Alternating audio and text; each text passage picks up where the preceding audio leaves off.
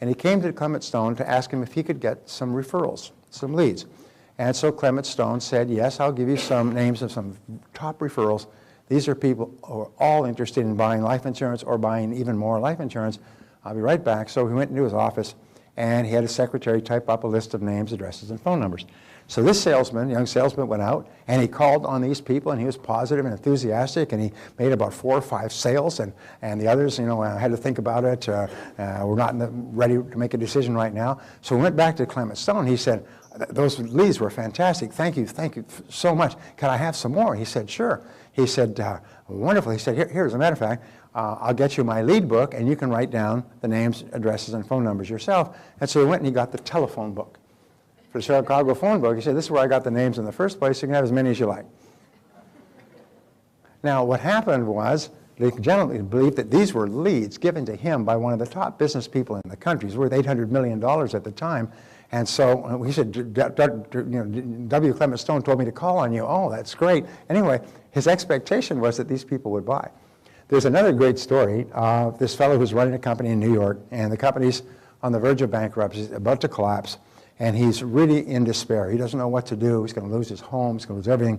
And he goes for a walk in Central Park, and he's standing on this bridge in Central Park, and this man comes out of the night, comes up and stands next to him and says, hi, how are you doing? He said, fine. He said, you look like you're deep in thought. He said, yes, well, I've got a business, and the business is in trouble. He said, no problem at all. He said, I'm John D. Rockefeller. I'll lend you some money. How much money do you need to turn your business around?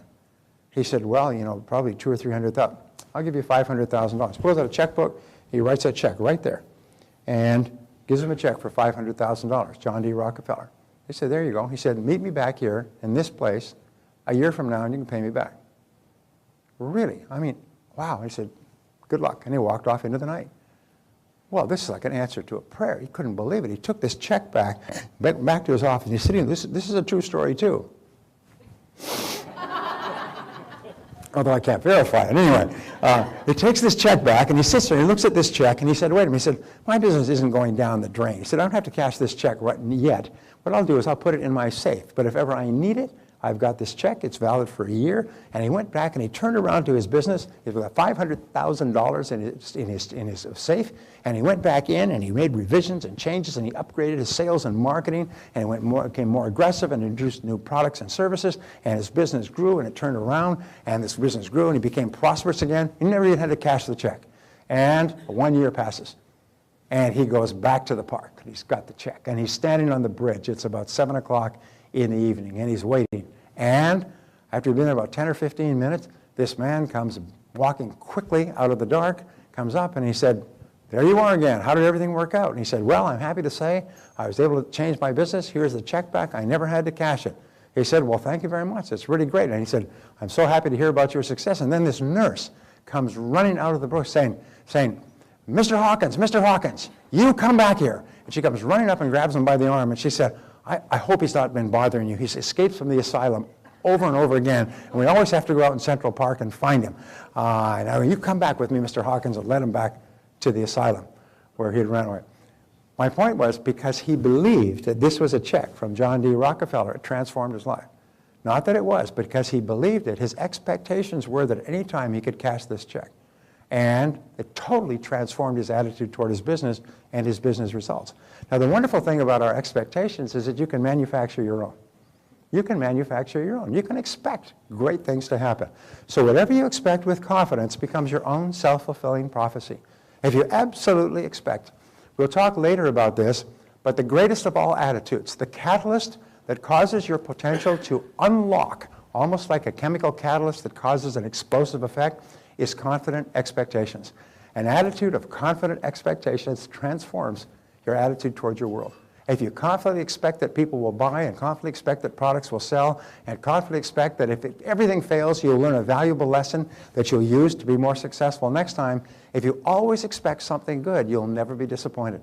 And it has a total transforming effect on your attitude. So expectations play a critical role in your life. There's 4 types of expectations. First are the expectations of your parents.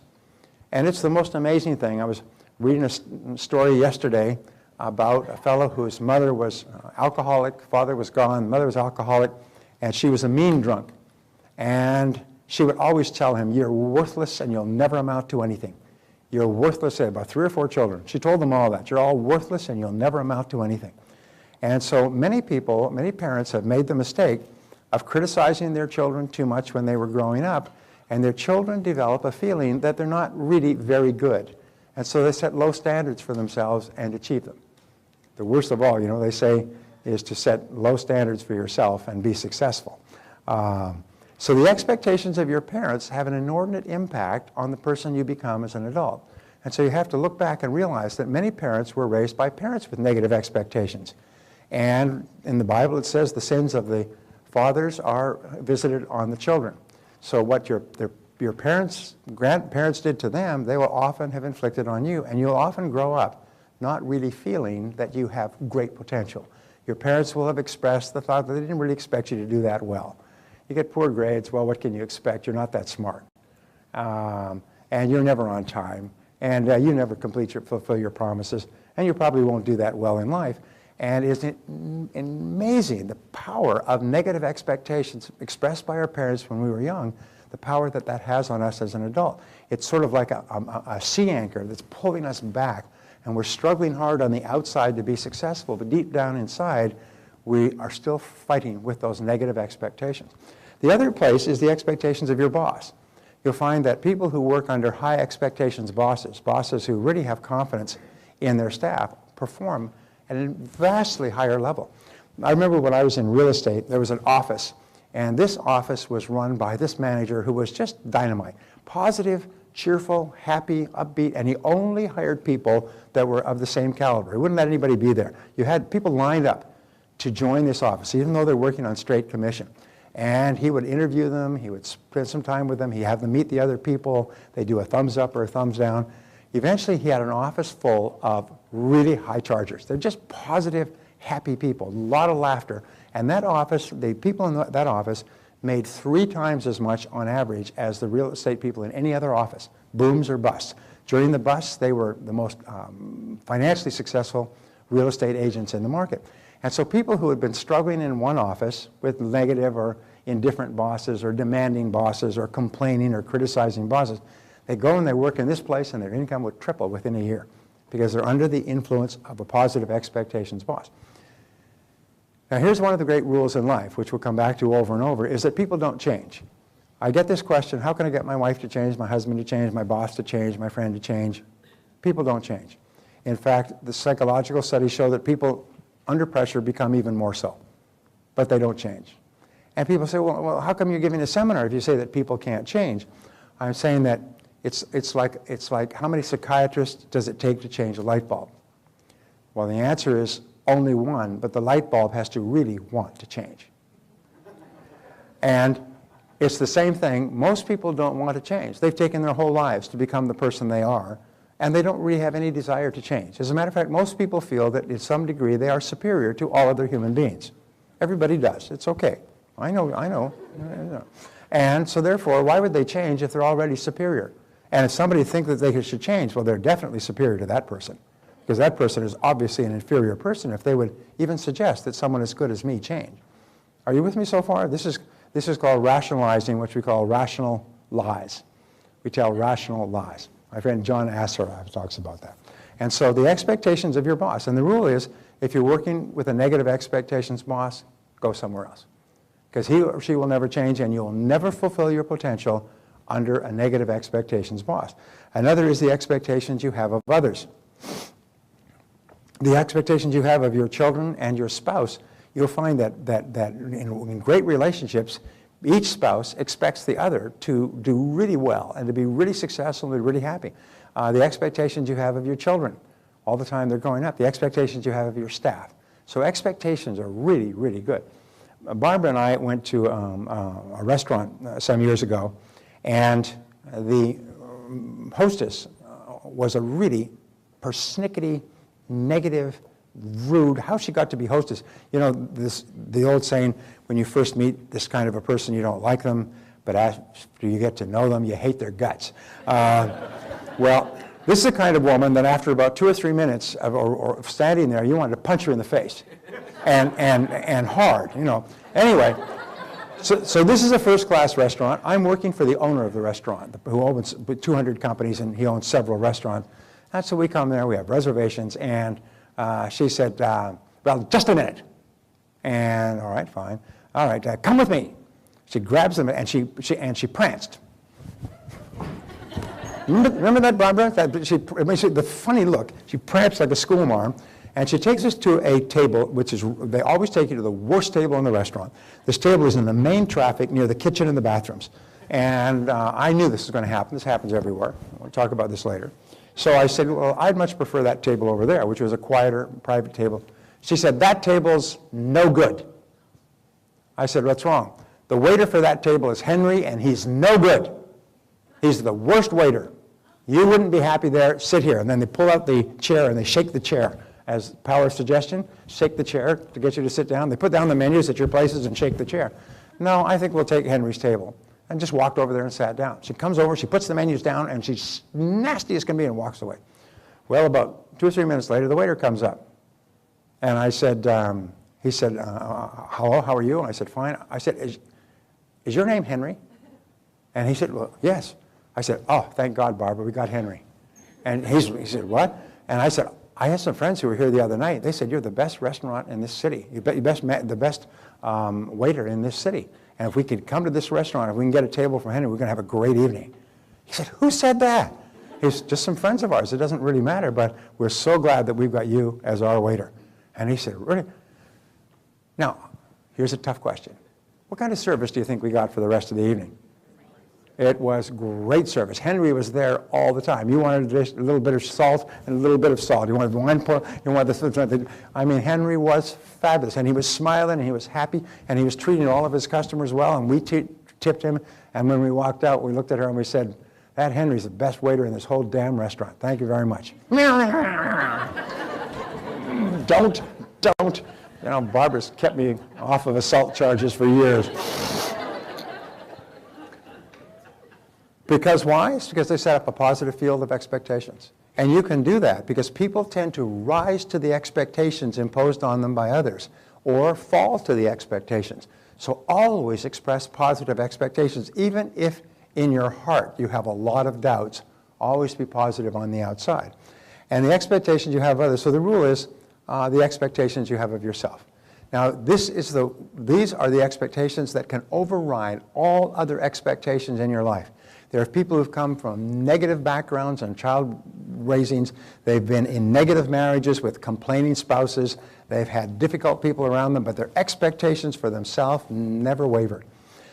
A friend of mine named Peter Daniels, who started off working on the streets, became very wealthy, he's very successful in Australia, did a lifelong project, and he studied the lives of 500 men and women who became successful. He read their biographies and autobiographies and encyclopedia and Wikipedia and so on, looking for the common denominator of success. And what he found was this. He found that he read about 300 autobiographies, and he finally found the common thread.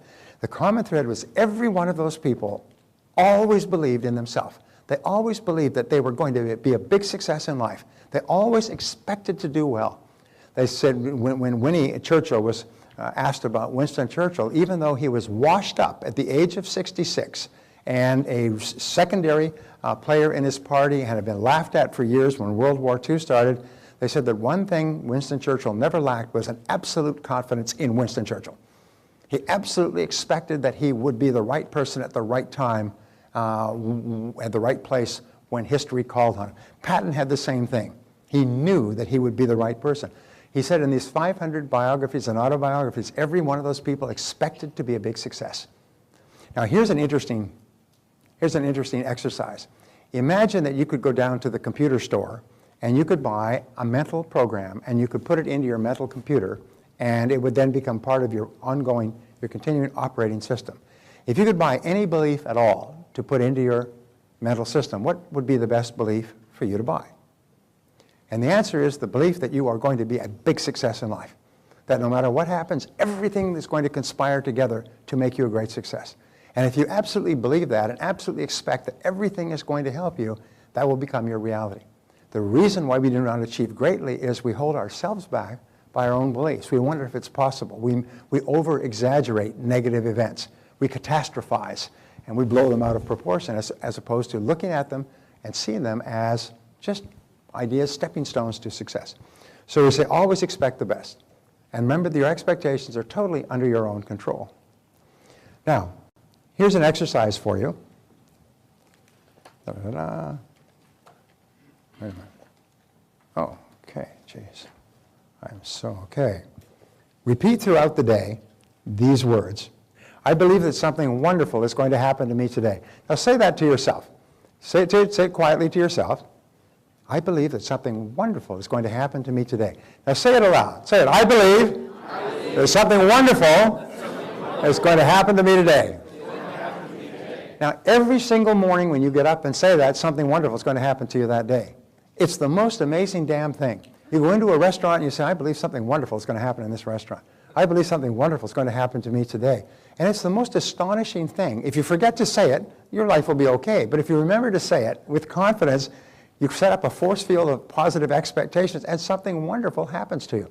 And when I first heard, this is really hokey. This is kind of, hey, this is la-la. This is like California where we sit, under triangles and put crystals in our armpits. This is, but it's the most amazing damn thing. When you say these words, what happens is something wonderful starts to happen to you. Okay, the next mental law is the law of attraction. The law of attraction says that you are a living magnet, and you attract into your life the people and the circumstances that are in harmony with your dominant thoughts. You're a magnet, and whatever is in harmony, the people, circumstances, ideas, money, resources that are in harmony with your thoughts, you start to attract into your life. In the universe, all energy is in a state of vibration, including mind energy. Now, your mental energy, mental energy travels at the speed of light. It travels, and it's so fine that it goes through any substance. You can think a thought here, and it can connect with someone on the other side of the world. There are many examples, by the way, in World War II, where a person's son was killed in the Pacific, and they woke up straight out of a dead sleep in the middle of the night, instantaneously, and it wasn't until days later that they learned that at that moment on the other side of the world, their son had died. You'll have occasions throughout your life where you'll think of a person, the phone will ring. It'll be them. Or you'll think of doing something and you'll open the newspaper and there's an article on the exact same subject.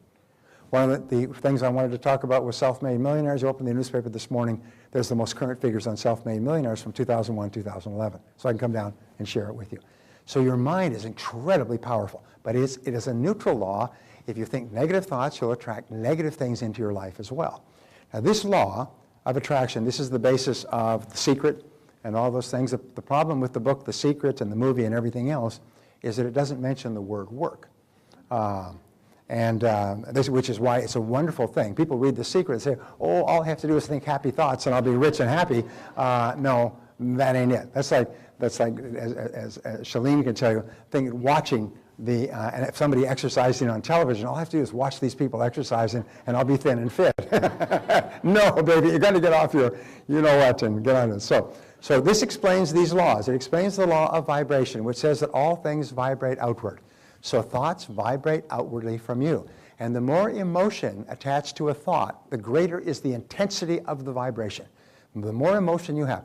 If you think about what you're going to have for lunch, it has very little vibrational effect. But if you think about someone you love or a goal that you want to achieve or something you want to accomplish or even something you're afraid of, it has a tremendous emotional effect. It's like turning up the emotional power. Second of all is radiation. We say that everything radiates outward, almost like the ripples in a pond, and it also explains the law of what is called sympathetic resonance. You can walk into a room and you will have a resonance with another person on the other side of the room. And you meet that person and you get married and live happily for the rest of your life. If you were to take a piano and put it on this side of the room and put another piano on this side of the room and then take a tuning fork and hit the note, not tuning fork, just hit the key of C flat, bang, and so it goes bang, and you walk across the room, the key of C flat on the other piano will be vibrating to the same harmony as this piano.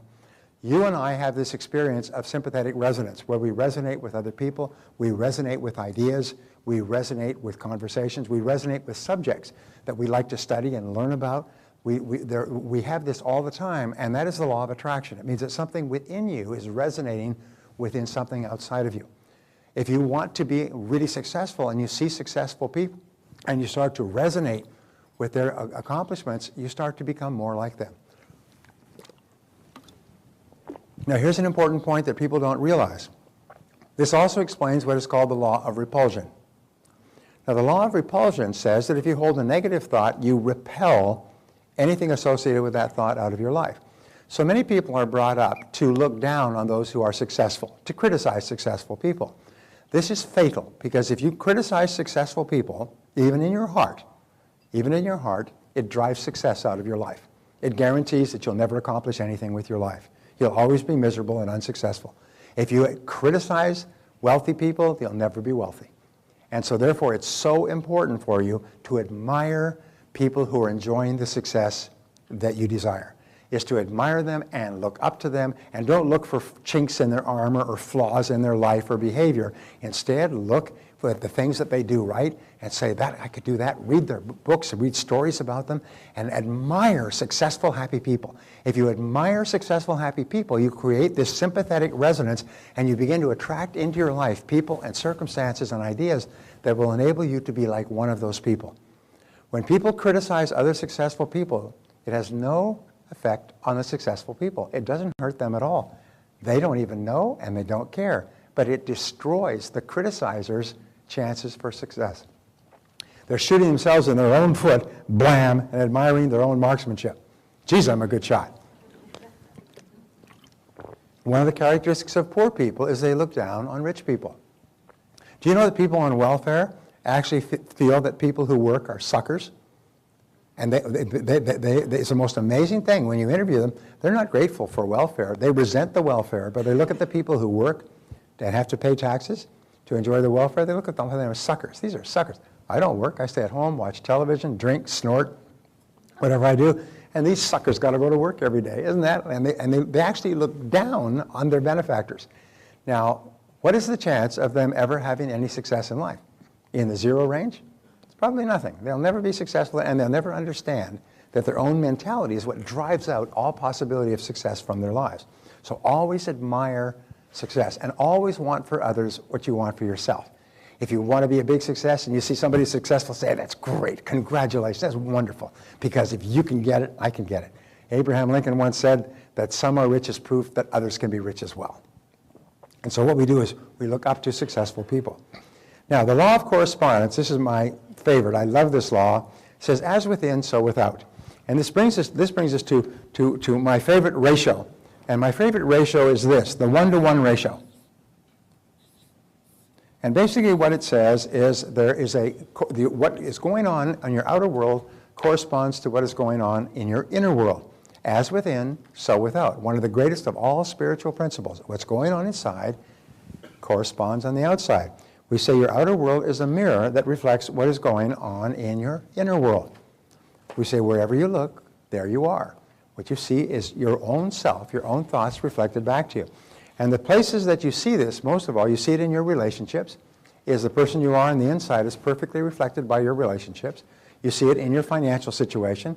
Your depths of preparation and work and attitude toward money is reflected in your financial world. You see it in your health. Your attitudes toward health, fitness, food, everything else is reflected in your physical body and so on. Always on the outside. There's one of my great spiritual teachers was Emmett Fox, and he wrote a piece, which the name of which is Enough. And the piece was called, it's called The Mental Equivalent. And he said, the great requirement of life is for you to create within yourself the mental equivalent of what you wish to enjoy on the outside. This is your responsibility, and God and nature will take care of everything else by law. So therefore, that's why reading, thinking, planning, visualizing, all the things we'll talk about, so you can create within your mind a mental equivalent of what you want to enjoy on the outside. And the greater vividness with which you can see it on the inside, the faster it comes into your reality on the outside. Most people have only a vague, fuzzy, unclear goal or idea of what they want, and as a result, what happens in their life is vague and fuzzy and unclear. Successful people have a crystal clear picture of what they want, and as a result, it comes into reality quite quickly. So we say here, as within, so without. And here are the three great principles. This is the great principle that underlies all thought for the last 6,000 years, that you become what you think about most of the time. You become what you think about most of the time. Now, this is always true, but there are exceptions, because if there weren't exceptions, every young man would turn into a young woman by the age of 20. All causation is mental. This, again, is the great, profound discovery that all causation is mental. Everything you see in the material world around you began with a thought in the mind of a person. And that thought turned into a goal, which turned into a plan, which began to take physical reality. In fact, just writing down a goal and making